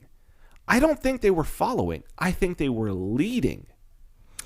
I in terms of, I'm saying that professional wrestling was leading as opposed to following. There's a feedback loop for sure.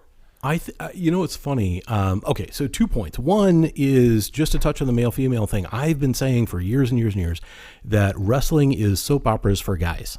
That's exactly what. And reality TV is soap operas for girls. Yes, because soap operas aren't a thing anymore. Right. They are for the old ladies. That's right. So soap operas have their audience. They're not gaining new audience. You know they what? Have their existing because audience. they're not real enough. Right. That's what happens is that you develop a tolerance. Yep. And that if there is something else that can meet that, and there's a it's reality TV has a realness, but professional wrestling has a realness. Yeah, and soap operas don't, because Victor can only come back from the dead so many times and fall in love with Jill again. Because you're just like, no, I don't believe it anymore. Yeah. You have to suspend disbelief too much.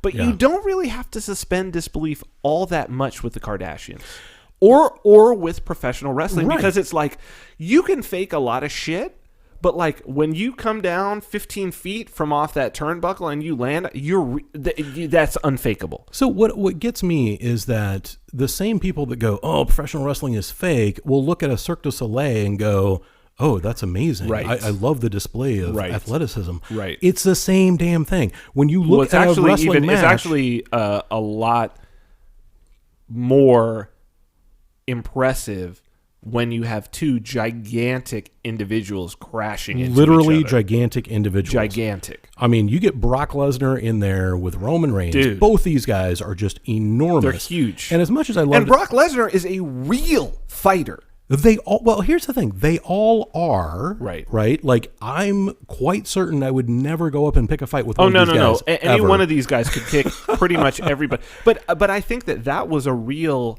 When Brock Lesnar started doing MMA and destroying... Yeah. Like, to where people don't want to fight this guy. Yep. Then you're like, oh, okay. Yeah. That's... Guess that wrestling's not so fake after all. Yeah. Shit. These dudes are real. Back in the day, they used to have what they called shoot wrestlers. So the wrestling actually came from a very early tradition, a traveling circus, traveling shows, things like that. Right. And so you'd have these traveling shows that would go around from town to town, and they would have these professional wrestler guys, and they were strongmen or whatever, and they had the ability to they would wrestle, they would put people in holds, whatever, but they would challenge anybody in the audience to get up in ring with them. That's amazing. And it was back in the 1800s, And so, yes, a lot of the matches were set up in advance, and people were paid, and they knew who was going to win, and blah blah blah. Sure, yeah. But then they would put out a challenge. You had a plant. Oh, you had a plant, or it was a show, so you had like six wrestlers or whatever, and they would battle each other. And then you have the champion, but then they would put out an open challenge to some rube, some farm guy. And I'm telling you what, if Homeboy did not want to play along, shit got broke. Like they would break fingers, they would break his ankle. Right. I mean, they could do things to you in the same way that a modern MMA fighter can do. These were real fighters. These guys were professional fighters. That's how they made their living. I remember a story. A guy was talking about going to wrestling school at Killer Kowalski's school, and Killer Kowalski was just a larger than life figure from wrestling from way back when, and dude was like 6'7" and just one of these naturally strong people. I mean, you've met these people that are like farm boys, and they're just ridiculously strong. I know what you're talking about. And and he had very, very strong hands. And so he's like, 70 years old or something. And so he's running this school for wrestlers, and these people would come in, and every once in a while he'd get some, mouthy punk that would, be mouthing off or whatever. And, he was, I think he was Russian or Ukrainian. I don't remember. Polish. It sounds Polish. Like Kowalski. Yeah. He was Polish. And, there was a, I think this was like a 2020 documentary or something. It was something, and it was several years ago, but, and he was talking about the shoot fighting that used to occur back in the day when it was needed. Right. Somebody later on the show was giving him problems, and he's like, "Kid, come here," and the kid walked in. He's standing down on the floor. The kid is up in the ring. Right. And, he's like, oh, you think you're a badass? And the kid was like, blah, blah, blah, blah, blah, Nick Hawk, blah, blah, blah, blah, blah. And Kowalski says, which is so ironic that he actually wrestles on the show and doesn't do a bad job. No, he does not do a bad job. I will say that Brace definitely has a future. He should call Vince McMahon. Yeah, Vince McMahon, please call Brace. That guy, Brace is amazing. He's ready to go, right now. Amazing, he would be great really next good. week. Yes. Let's do it. So Killer brings the guy over and he just grabs the back of his foot, like the back of his foot, his ankle, and he takes his thumb and he pushes it right into the guy's knee. Like, I don't know if it was like under the knee or if it was right on the kneecap. I don't know what it was, but it was just his thumb. He's like this dude like screams and falls down. It's like, like this. And he's like, sometimes all you need is just a finger to put somebody back in line. Wow. I'm like, that's an old master. Yeah. That's an old master. Yeah. There's, because it's an art form. Mm-hmm. At the end of the day, it's an art form. Part of the art is, I'm huge. How can I not hurt you? How can I do my best? I mean, you're gonna leave a good match. You're gonna leave hurt. Like that's you should. Sore. Right. Like a good workout. Yeah, everybody's gonna expect that you're gonna. But that's even from sparring, right? Like I lived in a dojo for a period of time, and like we would spar, and part of it is knowing what is half force, what is 3/4 force, like what are we really fighting right now? Like am I trying to hurt you, or am I just trying to, are we just going to go through this at a speed where I'm going to walk away hurt, I'm going to walk away sore, as you say, right? Like I'm not injured in any way. And I've trained my body to a point where I can take this sort of damage, which is why you get so big. Yeah. Right? Is to be able to take the incidental damage that's going to happen from a 250, 300-pound individual crashing into you. Like, there's going to be some damage that's going to happen. Absolutely. But they take care of each other. It is very much a dance. Yes. And so one of my favorite moments of recent wrestling history, and I noticed that he's been doing this thing ever since he did it the first time I noticed him do it. So Braun Strowman is a legit strongman competitor. He's like 6'8", 380 pounds or something, and crazy strong. He won first place in multiple competitions. The Arnold Classic. I mean, he's like he's a legit, like, it's a real deal. He lifts 1,000 pounds, for recreation kind of guy. And he's got a great look. And he's genuinely a nice person. Like, outside the ring, when he's out of character, super cool dude, just chill, country boy. Well, what does he have to prove? You know what I mean? He could snap your neck like a twig. What does he have to prove? Well, and it's awesome that you said that, because that is a perfect segue into what I saw him do. So he was actually wrestling Kurt Angle. Oh, who's got to be old at this point. Well, he's not an active wrestler. Okay, yeah. Okay, so Kurt's not active. He's serving, at the time, he was serving as general manager of Raw, I think, one of the wrestling shows. Okay. And so he would make matches. He'd come out, he'd talk on the mic, set things up, that kind of thing. But he wasn't wrestling, right? The dude has broken his neck 5 times. Yeah. His neck is this big. Yeah. I mean, his neck is like huge, but he has physically broken it 5 times. He's a rugged cat. I'm telling you that the guy's walking around is just crazy. So Braun, his big move is like this big power slam, right? So he'll pick up guys that are, 200 pounds, 250 pounds, 300 pounds even, just throw them up on his shoulder and like walk them around and slam them into the mat. Right. So he picks up Kurt Angle, who now is this like frail old version of what Kurt Angle used to be. Kurt Angle was badass. He was a badass. He was amazing. Wait, is Kurt, was he Mr. Perfect? No. That's Kurt Hennig. Kurt Hennig, okay. Kurt Hennig is now dead. Wait, so who's Kurt Angle? Kurt Angle was an Olympic gold medalist wrestler. I gotta see him. I know who. He used to wear the singlet. Yeah. He used to wear a singlet. The 3 eyes. Yeah, that guy. Yeah. It's Engle or Angle? Yeah. Oh, yeah. Oh, God, yeah. Yeah. Oh, are you kidding me? Yeah, I remember that guy. Okay. Yeah. So anyway, he's just in his day, probably one of the best athletes. He was amazing. WWE has ever He was had. really good. Yeah. He was fun to watch. So Braun is just this giant beast of a man, right? And so, Kurt is not an active wrestler. Right. But he gets him up. He throws him up on his shoulder. And he goes over to slam him down.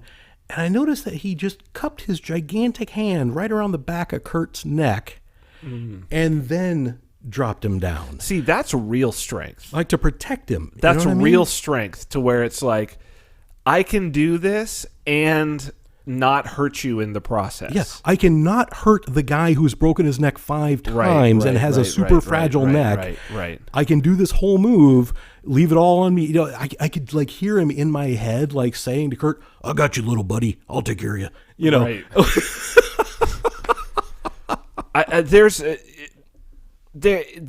But it's in the service of a grander narrative, and I think that there's something there. And I think going back to the comic books, right? Going Yes. back to Stan Lee, and it's a perfect segue. Going back to Stan Lee and the Fantastic Four, and the fact that the 4 superpowers that he picked were the 4 alchemical elements. Absolutely. The resonance with history is undeniable. But I don't think, and Joseph Campbell would be like, of course. Of course that's what he did, because the whole idea in the whole thesis of Hero with 1,000 Faces is, no, this is part of our DNA. Yeah. We play this out because we can't play out any other story. We only have one story. It's like, and this is the same idea that Jordan Peterson is getting at with the whole, and it's become farce now with the idea of the lobsters. Like, the hierarchy has existed since the time of the lobsters, and the lobsters have the same serotonin hierarchical system that we do. It's hard. This is a hard concept to explain. It's a hard concept to explain that our ideas of value, our ideas of the hierarchy itself, our ideas of what constitutes a hero are not social constructs. We will create social constructs around them, Sure.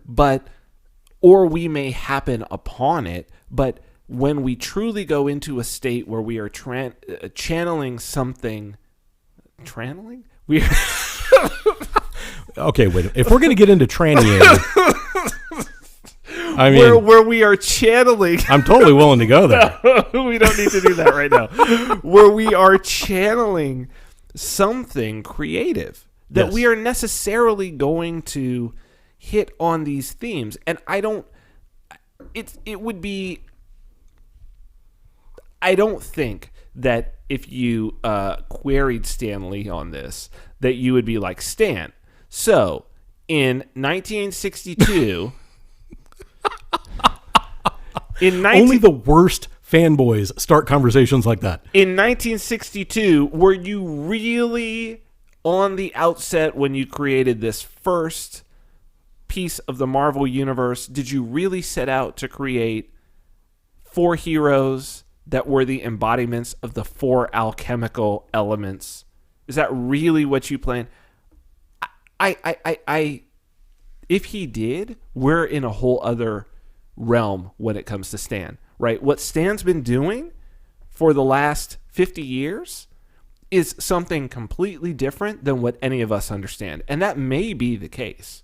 No. Stan's going to look at you and go, I'm glad you finally caught on, kid. Right. 50 years later. Oh, you caught me. You caught me. 55 years later, you caught me. Ha, ha, ha. Look at me. Stanley. Gotcha for 55 years. So, but think about this. In the latest, the Infinity War, Yes. he was riding the bus reading Aldous Huxley. This is what I'm saying. Stan Lee knows what he's doing. But you wonder, did he know that from the beginning, or was he embodying something? No. He was indoctrinated into it by the military. That's where that whole thing, where I was like, wow. He No, saw. Do you think he was brought into the occult, esoteric? Do you think that he was initiated into that? Do you think Dr. Seuss was initiated into that? Do you think Frank Capra was initiated into that? Do you think Mel Blanc was initiated into that? All those guys were there. That's what makes it's like when I read that, I was like, oh my God, there's a film there. I would that period of time. I would postulate that it is impossible, statistically impossible, to bring 9 brilliant creative minds together in a single project, single room, and not have them all come away different than when they came in. But Stan Lee was 21 at the time, and he wasn't some accomplished writer. He wasn't the creator of Marvel Comics at the time. Yeah. Dr. Seuss, neither was he. These guys were like found. It's interesting because Cryptonomicon, I've been going back and reading through it, but like that's the idea of what was happening in 1942. So they weren't really known for anything before that? Dude, he was known for, he was working in the Signal Corps, and then they found out, oh, you've actually published something in a comic book thing? Okay, cool. Dr. Seuss hadn't written shit. Okay. We're digging in. I'm saying that's... Is that weird or what? The stone shall not go unturned. I'm telling you, we are turning the stone. Well, that's where it fucked me up. Where I was like, this doesn't make sense. Charles Addams had no Addams family at that time. He didn't become the New Yorker cartoonist, which his cartoons were deep in terms of influencing the avant-garde culture of the time. I guess I had assumed that these guys were kind of known. No. So they were nobodies. They were nobodies. Okay. Well, now they're somebodies. They are the subject of our inspection because we were going to investigate the crap out of these guys. Dude, I'm saying that's when I went down this rabbit hole. I was like, wait, what are all these guys doing in the same place making propaganda films? And then they go on to have these crazily... I mean, Dr. fucking Seuss, dude. Yeah. Stan Lee. Think about the subtle influence that a Dr. Seuss could have had over generations of children. Could have? I'm just saying. Did have. Yeah. Did have.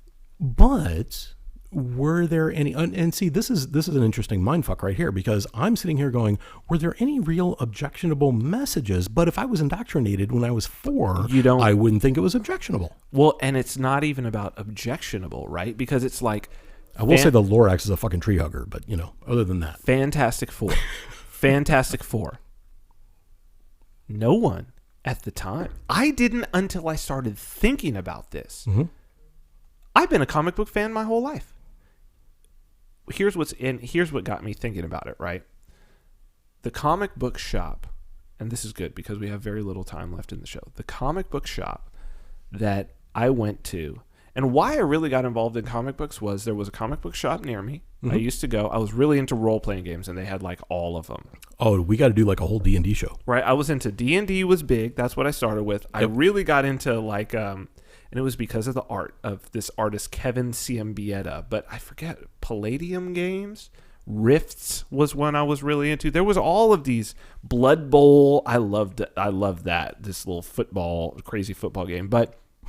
They had it there, and then they had a comic section, and I entered a raffle, and I won, like, free comics for a year. Oh, my God. And it was like I could pick any, I think it was like 6 or 7 different, whichever ones I wanted, and I could go in and pick them up every month. Wow. Fucking sick, dude. That's great. So that got me into, and I got, like, X-Men, SpiderMan for sure, Sleepwalker at the time. New Warriors was one that I got that was great. I forget all of them, but the place was called 4 Color Fantasies. What a great name, right? And they had this great mural artwork on the front. This really, really cool building in the in the town that I'm from, San Bernardino, and it was like this older building. Really, really cool. Close to the junior high that I could walk there, and so I would walk there with my friends. I'd get my books. I didn't have to pay for them. You know what I mean? I got it for a whole year. We'd You go were like down, the man when yeah, you walked we'd in go there. down to the little buddies of mine. We'd go down to the little ice cream shop, Fosdick's, right there. Fosdick's? Fosdick's. We'd get some ice cream. It was next door. We'd get some ice cream and we'd sit down and we'd read these books. Like after school, we'd read these comics, right, and eat our ice cream. Like classic 12-year-old, Yeah. like 11-year-old, 12-year-old shit. 12-year-olds licking Fosdick's cream. There you go. This is very dirty. We didn't think about that at the time. We're 12. We're reading comic books. But what was interesting is I started thinking about this, and you've seen a little bit of the Ascendant Project, and I talk about the 4 Varnas, right, which come from the tarot, or are in the tarot as well. So you've got, and we should probably do a show about this because it's interesting, but the 4 Hindu Hindu caste system, the Indian caste system, has basically what's called, I'll just do it in English, it's like worker or peasant, then it goes to warrior, then it goes to sort of thinker / priest, and then it goes to merchant, which is the same in the tarot. The tarot starts with wands, which is the weapon of the worker, so it's these clubs, this comes from our playing cards. Yep. Tarot turned into playing cards. Then you go to swords, which is the weapon of the warrior. Mm-hmm. And that is spades, espada, means sword in Latin. Then you go to the thinker, which is cups in the tarot, which of course is the cups of the chalices of the priest, which is holding the blood of Christ, which is hearts. And then you go to pentacles, which are pentacles drawn on coins, which is diamonds, which represents the merchant. Yeah. And what's interesting is that these are all in reverse order. They're tied to the alchemical symbols. So you go up this way, and then you go down, in that pentacles is the earth. Chalice is obviously water. Mm-hmm. Sword moves through the air. And wands, which is clubs, is made from the earth. So it goes in reverse, and then you go this way. And now what's so interesting about this, comic books, 4 colors. It's called 4-color fantasies because they print comic books utilizing only 4 primary colors, and from that you can get every color. That's where you get the sort of like dot matrixy point. CMYK. CMYK. Mm-hmm. That's it. Those are the 4 colors. What does Varna mean? In Sanskrit, Varna means color. Oh. The 4 Varnas means 4 colors. Oh, that's interesting. It is to say that the energy of human beings, they described it as colors. 4-color fantasy is your 4 Varna fantasy.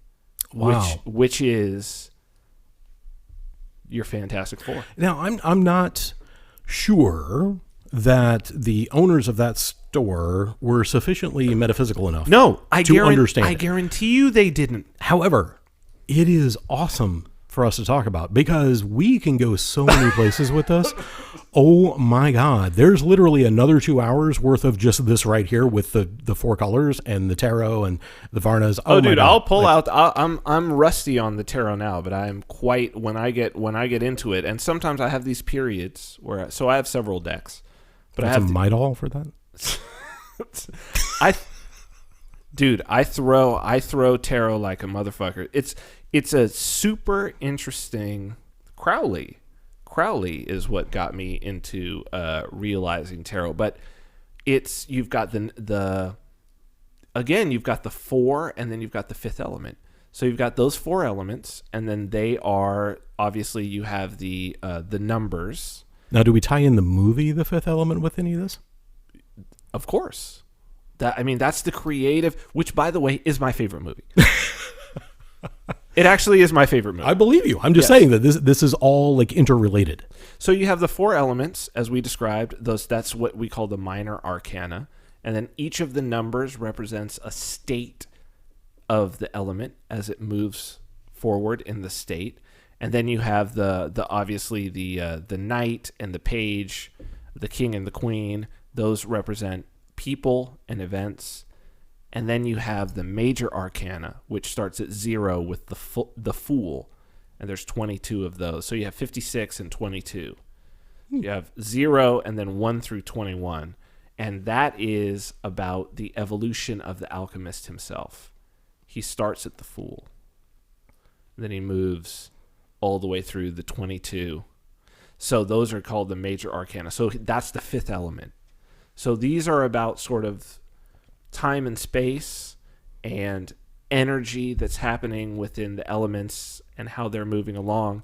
And then you have the 5th element and how he's moving along himself, the alchemist himself. It's amazing. And alchemy, as we talked about before during the shows when we've talked about alchemy was really not about making gold or, making the Philosopher's Stone. It was really about improving the alchemist. Yes. Ultimately, the alchemist was trying to perfect themselves. Yes. So what's so interesting, and I guess maybe to round this off, maybe to bring it full circle, if I'm able to do that. If you will. With the diviner yes. Cabernet. The diviner. Thank you again. Yes, it is phenomenal. We do all of these things because we can't help to do them. And we find these patterns, the pattern that's in the tarot, the pattern that's in the Varnas as it's described in the Vedas, like in the Vedic literature, the ideas in comic books and all of these things. We're not consciously doing this. Like, we can't help but do it. Yeah. It's just that those individuals who have come along, whether it's in ancient Egypt, whether it's in Greece, whether it's in professional wrestling, whether it's in reality TV, whether it's in comic books or science fiction, who have been able to articulate it for even a moment, right? Who have been able to lay out in some way in a narrative form, like, okay, here are these patterns. Yeah. Right? I'm experiencing these patterns. Like, how do the Fantastic Four, how do they come to Stan Lee? How do these characters come to him? We need to find out. I'm with you. I'm down. I'm like, you sold me on why we need to dig into these guys. And so we're coming. All right. I love it. Okay, so in our last minutes, thank you to our wine sponsors. Today it is Laura and Cinnabar, so that's fantastic. Fabulous. People want to be wine sponsors, they can go to vinarmani.com/wine. That is going to take you to wink.com, where you can do, you can sign up if you want. You can sign up for wink.com for their wine club and not send us any wine. And just drink along with us. How rude. Well, they could do that. And you'll get $20 off, and that's fine. Because no, please. Actually, this show is better. The more wine we have, the more wine our audience has. That's true. The better it all is. Yes, absolutely. So get wine for yourself, but you can also, without worrying about, I need to get my shipping together and I need to ship these guys these wine. No. Oh, and I got to lie to the UPS store. No, you don't have to do that. Don't do any of that. Leave it to the professionals. Get a wink.com gift certificate. You can get it. Go to vinarmani.com/wine. Get it. Wink.com gift certificate, and you can send us wine. If people are in New Hampshire on the 11th, they can go. Go. Are you I'm there? in New Hampshire on the 11th. Okay, so you can check out myself, Chris DeRose, Daniel Kravitz. You're coming to this, right? Oh, yeah. Okay. I'm on your guest list. You are. So this is on the 11th at the Blockchain Institute of Technology. It's on the last evening of the Free State Blockchain Conference, bitcoinheretics.com. We're going to do a talk. What we're going to do here is we're going to do a trialogue. I think you're going to like this. It's going to be interesting. So I'm going to tell you. So let me pop back to us here. Terence McKenna did this series of, towards the end of his life, died way too soon. Brain cancer. I'm very worried about that. Very worried about the brain cancer. Bob Marley got by the same thing. He did this series of trialogues. So it's not a dialogue. It's a three-way conversation with Ralph Abraham, who I guess is a theoretical physicist, and Rupert Sheldrake, who's still around, who's an evolutionary biologist.